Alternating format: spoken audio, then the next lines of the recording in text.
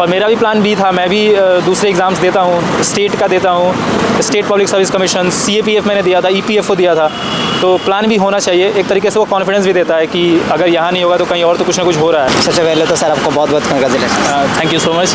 Okay sir, आपका नाम और आपका एजुकेशनल क्वालिफिकेशन? मेरा नाम अफजल अली है, मैं बिहार से हूँ और मैंने BHU से ज्योग्राफी ऑनर्स किया है ग्रेजुएशन, और ये मेरा 3rd अटेम्प्ट था। ओके, BHU से आपने ग्रेजुएशन किया है, ये आपका UPSC में 3rd अटेम्प्ट था। अब बाकी ऑप्शनल और मीडियम क्या था? मेरा ऑप्शनल ज्योग्राफी है और मीडियम इंग्लिश था। ओके, इंटरव्यू ये आपका पहला था या फिर? ये मेरा दूसरा इंटरव्यू था। दूसरा इंटरव्यू था। ओके, तो बात करें अगर इंटरव्यू की, तो कैसा रहा इंटरव्यू का माहौल और आपसे कैसे सवाल पूछे गए? इंटरव्यू बहुत अच्छा था। सवाल ज़्यादातर बिहार स्टेट से थे कि बिहार इकोनॉमिकली एक बैकवर्ड स्टेट है, तो उसको कैसे आप डेवलप स्टेट बनाएंगे। जैसे अगर आपको कैबिनेट सेक्रेटरी बना दिया जाए तो आपके क्या एरिया ऑफ डेवलपमेंट्स होंगे, और बिहार के हिस्ट्री से था, कल्चर से था। फिर इंटरनेशनल रिलेशन से भी क्वेश्चंस थे, जैसे साउथ चाइना सी में किस किस कंट्रीज़ का डिस्प्यूट है चाइना के साथ, और इंडिया के फॉरेन कंट्रीज़ से इंडिया के जो रिलेशंस हैं, बॉर्डर डिस्प्यूट्स, और मतलब इंटरनेशनल रिलेशनशिप्स में भी कई सारे मतलब सवाल थे। हाँ, इंटरनेशनल रिलेशन से क्वेश्चंस थे और बिहार स्पेसिफिक क्वेश्चंस थे। ओके, कोई करेंट से रिलेटेड कोई सवाल या फिर ओपिनियन बेस्ड कोई सवाल? ओपिनियन बेस्ड सवाल थे। बिहार में शराबबंदी का कानून है, उस पर सवाल पूछे सर ने कि आपके सोच में वो क्या सही है या गलत है, उसके क्या सामाजिक, आर्थिक, राजनीतिक प्रभाव हैं, उस पर सवाल था। अच्छा। और आपके होम डिस्ट्रिक्ट से भी कई सारे सवाल थे, कोई ऐसे सवाल थे जिसमें आपको सॉरी बोलना पड़ा या फिर आपको नहीं आता था वो सवाल? हाँ, ऐसे कुछ सवाल थे जो मुझे पता नहीं था, तो मैंने बोला कि सर मैं पढ़ूंगा इसके बारे में। जैसे सर ने पूछा कि साउथ चाइना सी में 5 देशों के साथ चाइना का विवाद है, सीमा संबंधित विवाद है, तो उनका नाम पूछा, तो मुझे 3 का पता था, 2 नहीं पता था। तो ये था, और भी कुछ सवाल तो मुझे अभी याद नहीं आ रहा। ओके, अभी बात करें अगर स्टडीज से रिलेटेड, प्रीलिम्स के लिए क्या अप्रोच था आपका? और इस बार का जो 2023 का प्रीलिम्स था काफ़ी मतलब टफ आप कह सकते हो, बहुत सारे एक्सपीरियंस इस बार रह गया है जिनका मतलब अच्छी ऐसी तैयारी भी थी फिर भी उनका नहीं हो पाया, तो इसके बारे में आप क्या कहेंगे? हाँ, प्रीलिम्स थोड़ा मुश्किल हो गया है, खासकर इस बार थोड़ा पैटर्न भी चेंज हो गया था। तो प्रीलिम्स के लिए स्ट्रैटेजी ये होना चाहिए कि आप प्रीवियस ईयर्स क्वेश्चन को एनालाइज करो और बेसिक्स पे ध्यान दो, NCERTs पे ध्यान दो। करंट अफेयर्स और न्यूज़पेपर को बहुत ही अच्छे से पढ़ने की ज़रूरत है, क्योंकि वहीं से कुछ सवाल होते हैं डायरेक्ट, और प्रीवियस ईयर्स को देखना बहुत ज़रूरी है। CSET के लिए खासकर आपने कैसे तैयारी की? CSET के लिए मेरा एरिया फोकस कंप्रिहेंशन था। कंप्रिहेंशन जो होता है उसमें उसको मैंने 90% एक्यूरेसी के साथ कन्वर्ट करने का कोशिश किया था कि अगर 27 CSET के क्वेश्चन में अटेम्प्ट करता हूँ तो क्लोज टू 25-22 सही होने चाहिए।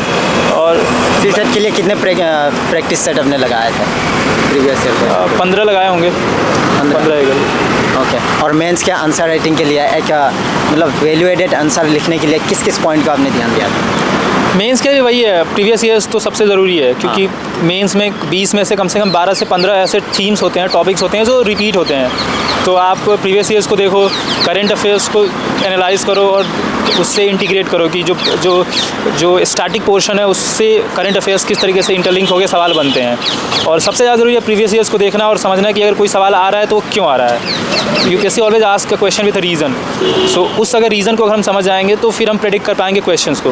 ओके सर, नया एक्सपीरियंस का ये एक सवाल रहता है कि मेंस के लिए आंसर राइटिंग कब से शुरू करें, प्रीलिम्स के साथ साथ या फिर प्रीलिम्स निकालने के बाद क्या करना है? मुझे लगता है कि आंसर राइटिंग बहुत ज़रूरी है और डेली बेसिस पे करना चाहिए, वो फ़र्क नहीं पड़ता। हाँ, अगर प्रीलिम्स का 1-2 महीना बाकी है तो मेंस छोड़ सकते हैं, बट इन जनरल आप जिस दिन से इस परीक्षा में लगते हैं उसी दिन से थोड़ा थोड़ा राइटिंग प्रैक्टिस करना चाहिए। ऐसे राइटिंग करो, GS का करो, writing practice is very much necessary and it should be part of our daily habit. Mains के बाद जो आपको टाइम मिला था उस टाइम आप इंटरव्यू के लिए क्या मतलब इंटरव्यू के लिए कैसे तैयारी करते थे? और ये जैसे कि पर्सनैलिटी टेस्ट है, तो अपने पर्सनैलिटी डेवलपमेंट करने के लिए अपने शरीर पे आपने कैसे ध्यान दिया, मतलब कैसे मतलब वो चीज़ें की आपने? आई थिंक जो इंटरव्यू की जो प्रिपरेशन होता है वो तो मतलब 15 दिन या 2 महीने में नहीं हो सकता, वो लंबा प्रोसेस है। जो पर्सनालिटी है वो पिछले सालों साल के एफर्ट का आउटपुट होता है। तो on a long run I would say कि आप हर दिन अपने पर्सनालिटी पे काम करो, अपनी स्पीकिंग स्किल पे काम करो, अपने कम्युनिकेशन पे काम करो, करंट अफेयर्स को देखो, स्टैटिक नॉलेज है उसको देखो, लेकिन जो इंटरव्यू के पहले का जो टाइम होता है उसमें आप मॉक इंटरव्यूज़ दे सकते हैं मिरर के सामने। मॉक इंटरव्यू दिया था? हाँ दिया था मैंने। कितने मॉक इंटरव्यूज़ आपने दिए? इस बार मैंने 4 मॉक इंटरव्यू दिया था। ओके। और बुक लिस्ट बताएंगे आपने क्या क्या बुक्स पढ़ा था प्रीलिम्स के लिए या फिर मेंस के लिए, मतलब आपका रिसोर्स क्या था?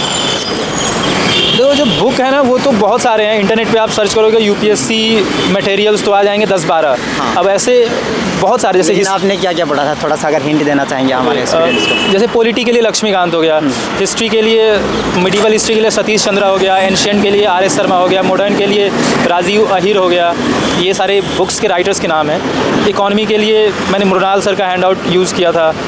और ये तो आपने मोटा मोटा बुक्स बता दिया, जो मेन बुक्स है ना। आजकल मार्केट में क्या है, बहुत सारे रिसोर्सेज हो गए, तो उनमें से सही मतलब बुक्स को कैसे उठाए, कैसे मतलब वो बुक लिस्ट बनाया? देखो ऑलमोस्ट सारे बुक अच्छे ही होते हैं, बुक ख़राब नहीं होता। अब वो फ़र्क पड़ता है आप उसको यूज़ कैसे करते हो। तो कोई भी एक बुक उठाओ और एक ही किताब पे टिके रहो। एक सब्जेक्ट के लिए एक बुक काफ़ी है, एक रेफरेंस बुक, उसी को फॉलो करना। जैसे कि टॉपर्स कहते हैं कि लिमिटेड रिसर्च रखना चाहिए। लिमिटेड रिसर्च के लिए क्या एक ही सब्जेक्ट के लिए एक बुक काफ़ी है या फिर उनके उसके लिए अलग अलग रेफरेंस देखना चाहिए? हाँ, स्टैटिक पोर्शन के लिए तो एक ही किताब काफ़ी है। करंट अफेयर्स के लिए आप न्यूज़पेपर्स, मैगजीन्स ये सब देख सकते हैं। और डेली बेसिस पे आप देखो मार्केट में क्या यूपीएससी की क्वेश्चंस की प्रेडिक्टिबिलिटी को थोड़ा समझने के लिए डिमांड ऑफ द क्वेश्चन के अनुसार अपने प्रिपरेशन को भी बदलना ज़रूरी होता है। तो आप प्रीवियस ईयर्स को देखो, ट्रेंड को देखो और फिर उसके अनुसार डिसाइड करो। अच्छा, PYQs का कैसा रोल रहता है? PYQs वर्सेस टेस्ट सीरीज कौन सा सही रहता है? PYQs ही सबसे सही होता है। प्रीवियस ईयर्स क्वेश्चंस को देखना सबसे ज़्यादा ज़रूरी होता है। कितने साल की देखनी चाहिए? मेंस में तो 10 साल के PYQs देखना ज़रूरी है। प्रीलिम्स में थोड़ा ज़्यादा कर सकते हैं, 20 साल का देख सकते हैं। क्योंकि जैसे कि आपने करंट अफेयर्स के बताया, तो करंट अफेयर्स में बहुत कन्फ्यूजन रहता है कि कितने साल के करंट अफेयर्स को देखना चाहिए, और न्यूज़पेपर क्या डे 1 से ही स्टार्ट करना चाहिए पढ़ना? हाँ, न्यूज़पेपर तो डे 1 से शुरू करना चाहिए। और करंट अफेयर्स मुझे लगता है 1 साल पहले से आप शुरू कर सकते हैं। 1 साल पहले के, जैसे अगर अगले साल 2024 में मई महीने में एग्ज़ाम है तो आप जून 2023 से शुरू करो कि करंट अफेयर्स को उठाओ। अभी 2024 का प्रीलिम्स भी आने वाला है, 4-5 महीने बचे हुए हैं। तो जिनका इस टाइम भी सही मतलब तैयारी नहीं हो पाई है, वो सोच रहे होंगे कि 2024 का आइटम वो करके गैप करके 2025 में दे दे, तो उन एक्सपीरियंस के लिए क्या कहना चाहेंगे? वो अगर कवर करना चाहे तो कैसे सिलेबस कवर कर सकते हैं इस टाइम भी? देखो मैं तो ये कहूँगा, एग्ज़ाम से भागना नहीं है। एग्ज़ाम एक लड़ाई की तरह है। तो आप मैदान में उतरो और देखो, अगर फेल हो जाओगे तो सीखोगे ही कुछ ना कुछ। जैसे मेरा भी ये 3rd अटैम्प्ट है, तो एग्ज़ाम देने से कॉन्फिडेंस आता है, क्योंकि एग्ज़ाम हॉल में बैठने का भी एक अलग एंजाइटी होता है। तो अगर आप एग्ज़ाम फेस ही नहीं करोगे तो आप उस एंजाइटी को फेस नहीं कर पाओगे। क्या सर आपके साथ भी ऐसा हुआ है कि एग्ज़ाम से पहले 2-3 महीने पहले आपको भी ऐसा लगा हुआ कि तैयारी इतनी नहीं हो पाई है, अटैम्प्ट इस बार दे कि नहीं दे, या फिर उस टाइम आप क्या करते थे? हाँ, ऐसा ख्याल आता है, लेकिन ये मेरा 3rd अटैम्प्ट था तो वो ख्याल पहले आता था। फर्स्ट अटैम्प्ट में आया था, लेकिन अब तो मुझे नहीं आता, क्योंकि इतने साल से लगे हुए हैं तो थोड़ा सा ही मिस होता है। तो पिछले अटैम्प्ट में आपने गलतियाँ एनालिसिस की होंगी, क्या गलतियाँ रही होंगी जिसकी वजह से आपको मतलब 3 अटैम्प्ट लग गया? पिछले अटैम्प्ट में तो मेरा प्री नहीं हुआ था। फर्स्ट अटैम्प्ट में 2021 में दिया था, मैंने इंटरव्यू तक मैं पहुंचा था। तो मेरा मेंस बहुत कमज़ोर था, मेंस में ही मेरे बड़े कम नंबर आए थे। और इंटरव्यू में कितना भी मिल जाए, लेकिन मेंस अगर अच्छा नहीं है तो फाइनल रैंक नहीं मिल पाता है। तो मेंस पे काम करने की ज़रूरत है। आप मेंस में ही मार्जिन क्रिएट करो 100 नंबर का, कट ऑफ से 100 नंबर ज़्यादा लाओ, तो इंटरव्यू में थोड़ा मीडियोकर नंबर भी मिलेगा तो फ़र्क नहीं पड़ता, you will get a rank. Sir plan B, आजकल प्लान बी के बारे में आप कुछ? हाँ, प्लान बी के बारे में क्या कहना चाहेंगे? क्योंकि प्लान बी आजकल काफ़ी चर्चित है, क्योंकि आजकल जो है डिस्ट्रैक्शन बहुत ज़्यादा है एक्सपीरियंस में। तो प्लान बी होना चाहिए या नहीं? हाँ, मैं तो कहूँगा प्लान बी ज़रूर होना चाहिए, क्योंकि यूपीएससी बहुत ही अनसर्टेन है, बहुत कम सीट्स हैं और इतने लाखों लोग लगे हुए हैं, तो हर कोई तो पास नहीं कर सकता है। तो प्लान बी तो होना ही चाहिए। और मेरा भी प्लान बी था, मैं भी दूसरे एग्ज़ाम्स देता हूँ, स्टेट का देता हूँ, state public service commission, CAPF मैंने दिया था, EPFO दिया था। तो प्लान बी होना चाहिए। एक तरीके से वो कॉन्फिडेंस भी देता है कि अगर यहाँ नहीं होगा तो कहीं और तो कुछ ना कुछ हो रहा है। So that sense of security gives you confidence. Okay sir, plan B कोई एग्ज़ाम होना चाहिए या फिर कोई जॉब वगैरह ये करनी चाहिए?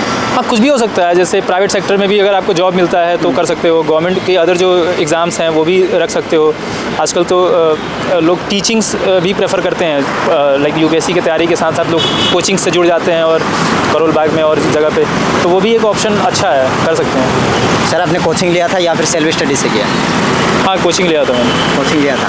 तो क्या बिना कोचिंग के भी जो गांव के स्टूडेंट्स है जो हज़ारों एस्पिरेंट्स हमारे गांव से देखते हैं हमारे चैनल को, क्या वो अगर चाहे तो बिना कोचिंग के भी आईएएस बन सकते हैं? ज़रूर बिना कोचिंग के भी आईएएस बन सकते हैं और ऐसे बहुत सारे लोग हैं जो बनते हैं। मैंने तो कोचिंग किया था, लेकिन बिना कोचिंग के भी आईएएस निकाला जा सकता है। और आज के टाइम में तो इंटरनेट है, मोबाइल है, लैपटॉप है, तो देश के किसी भी कोने में बैठ के आप सारे रिसोर्सेज को यूज़ कर सकते हैं। तो ऐसा कुछ नहीं है, बिना कोचिंग के भी हो सकता है। सर कहा जा रहा है कि आजकल मतलब यूपीएससी ना टेक्निकल लोगों को ले रहा ज़्यादा, इस पर आपकी क्या राय है? नहीं, जो सिलेबस है वो तो सबके लिए वही है और सारे रिसोर्सेज सबके लिए सेम है, तो किसी भी बैकग्राउंड से हो फ़र्क नहीं पड़ता।